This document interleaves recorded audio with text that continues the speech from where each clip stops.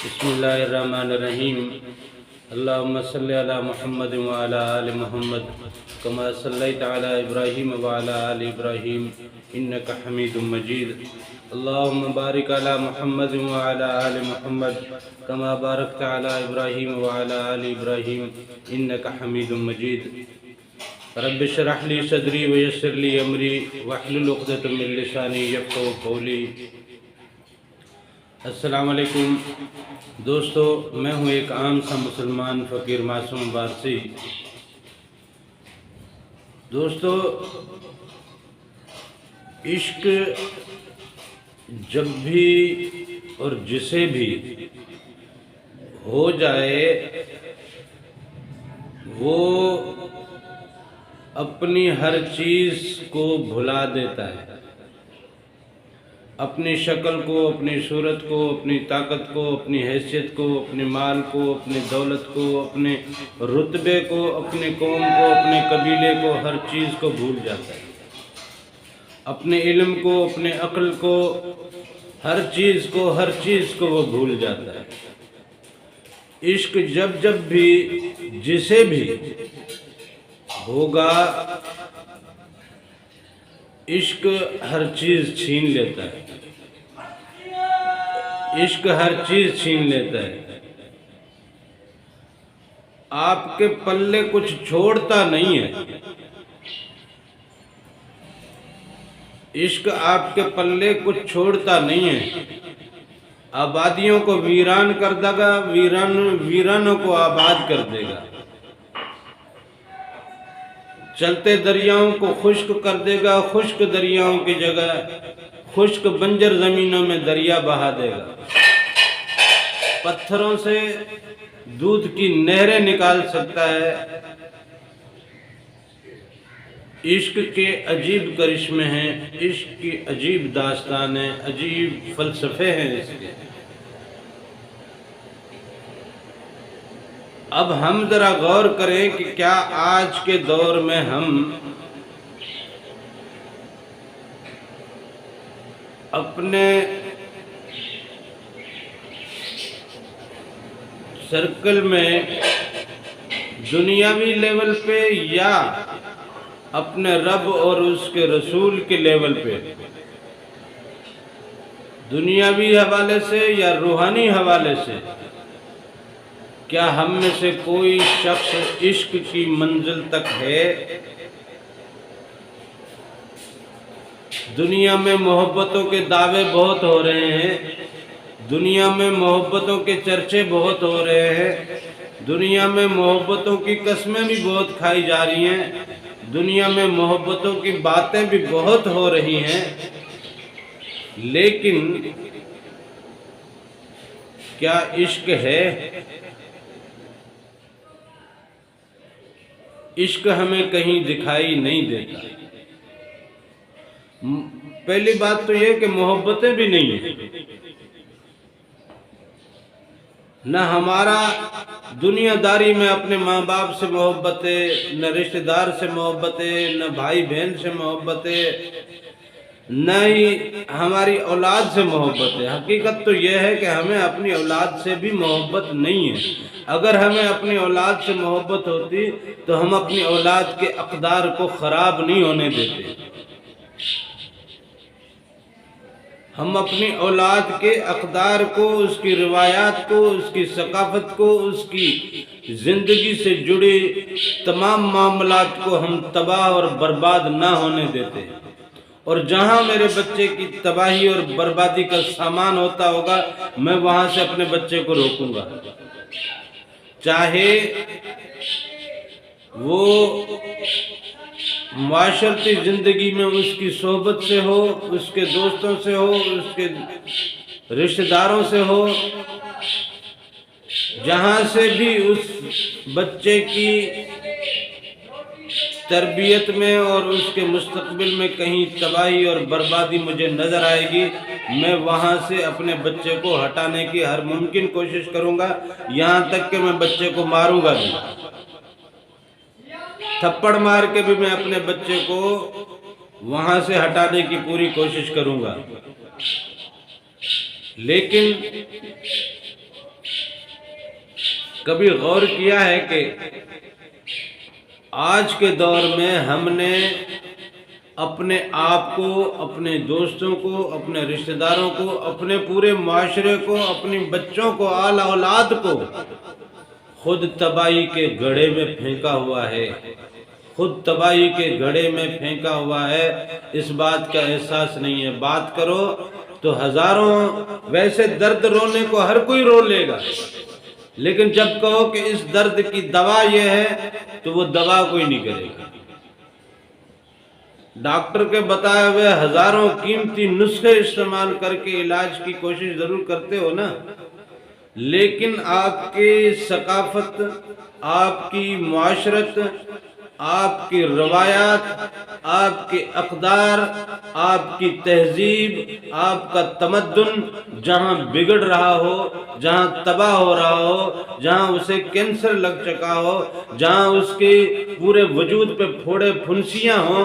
وہاں اگر کوئی علاج بتایا جائے اور وہ بھی بغیر کچھ خرچ کیے،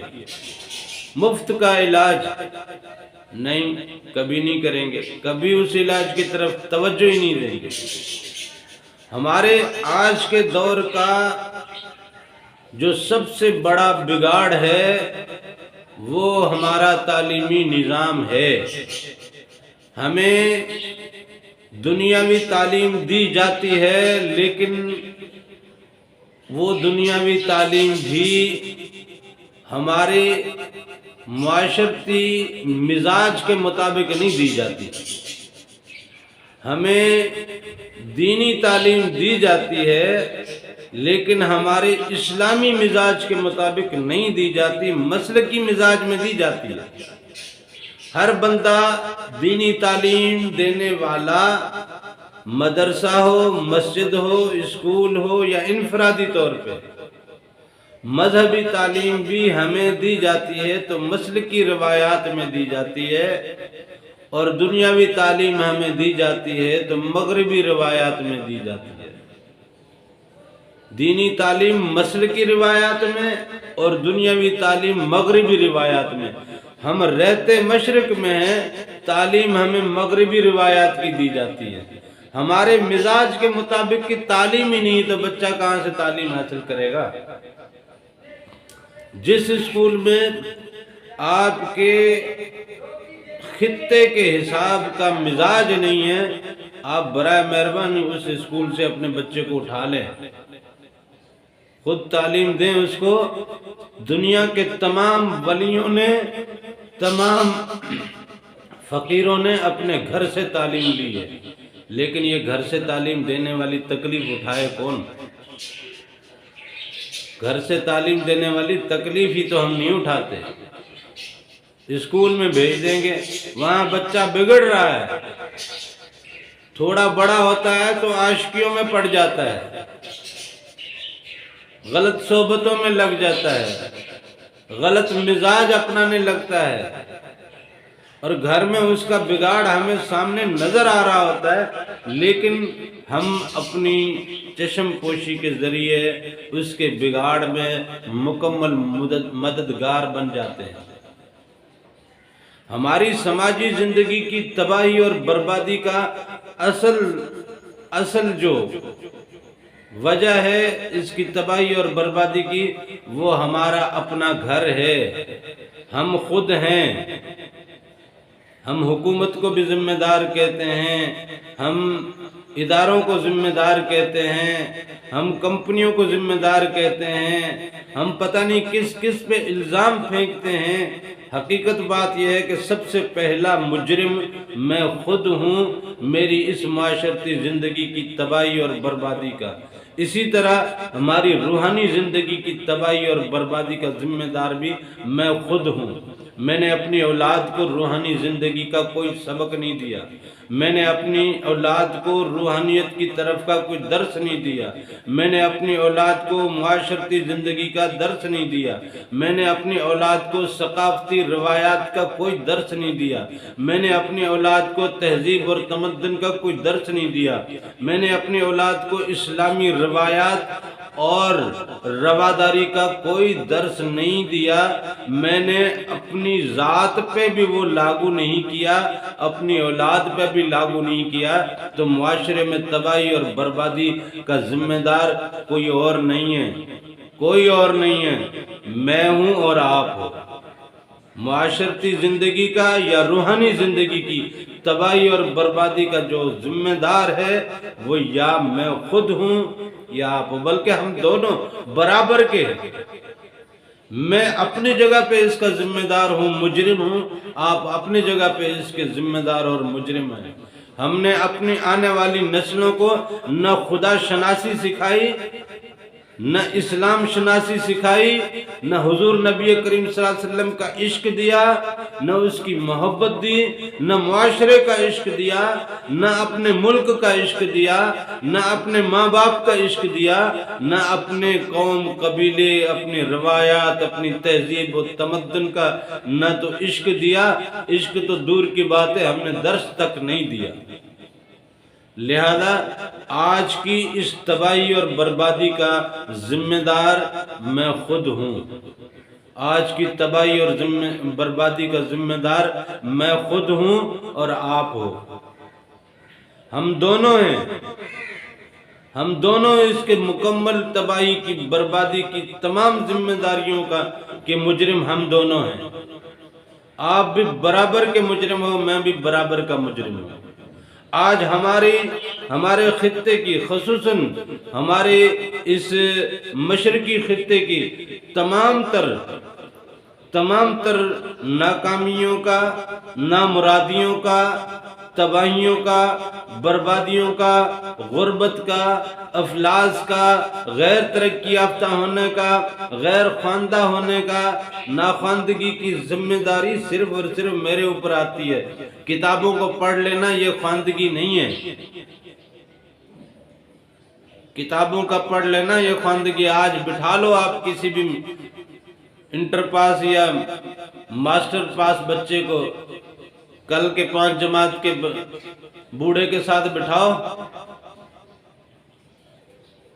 کاغذی کاروائی میں بھی اس سے آگے نہیں ہوگا، ہاں موبائل میں اس سے آگے ہوگا، لیپ ٹاپ میں اس سے آگے ہوگا، لیکن کاغذی کاروائی میں اس سے آگے نہیں ہوگا۔ اس کی تحریر خراب،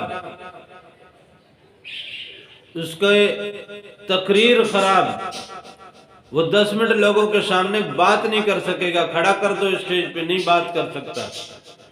لیکن کسی بوڑھے کو کھڑا کر دو، کل کے 5 پڑھے بوڑھے کو کھڑا کر دو، وہ کیا کچھ ہے، اس میں تہذیب بھی ہے، اس میں تمدن بھی ہے، اس میں روایات بھی ہیں، اس میں اقدار بھی ہیں، اس میں شرافت بھی ہے، اس میں اڑوس پڑوس کی حیا بھی ہے، اس میں اپنے بزرگوں کا اور اپنے رشتہ داروں کی کچھ نہ کچھ اس میں رمق باقی ہے، اسلام کی، دین کی، اللہ کے رسول کی ذرا سے محبت اس کے ذات میں باقی ہے، لیکن آج کے بچے میں نہیں ہے تو اس کی وجہ میں ہوں۔ میں نے اپنے بچے کو وہ سب کچھ نہیں دیا، اس کا ذمہ دار صرف اور صرف میں ہوں، کہ میں نے اپنے بچے کو وہ سب کچھ نہیں دیا جو مجھے دینا چاہیے تھا۔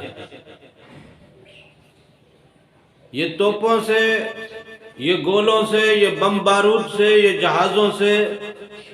یہ اسکڈ میزائل، یہ راکٹ میزائل، یہ تمام تر یہ دنیا کی جتنے بھی اسلحے ہیں، لا الہ الا اللہ محمد الرسول اللہ میں کلمہ پڑھ کے کہتا ہوں، ذرہ برابر بھی نہیں ہے۔ کسی کو گولی مارنی ہے، راہ رکھ کے گولی مار کے دکھائے۔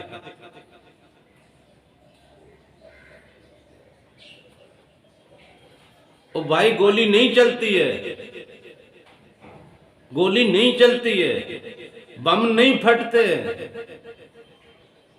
وہ پھاڑنے والا نہیں پھاڑنے دیتا، وہ قدرت والا سب سے زیادہ وہ اپنی مٹھی میں بند کر لیتا ہے بموں کو،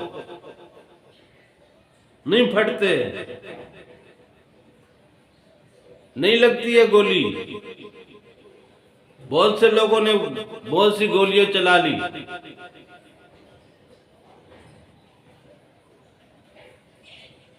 نہیں ہوتا ہے بھائی، نہیں ہوتا ہے، کچھ بھی نہیں ہوتا ہے۔ آپ اپنی ذات کی وہ طاقتوں کو پہچانیں اپنے آپ کو پہلے مٹانا سیکھیں، ختم کر دے، فنا کر دے اپنی ذات کو، فنا کر دے اپنی ہستی کو،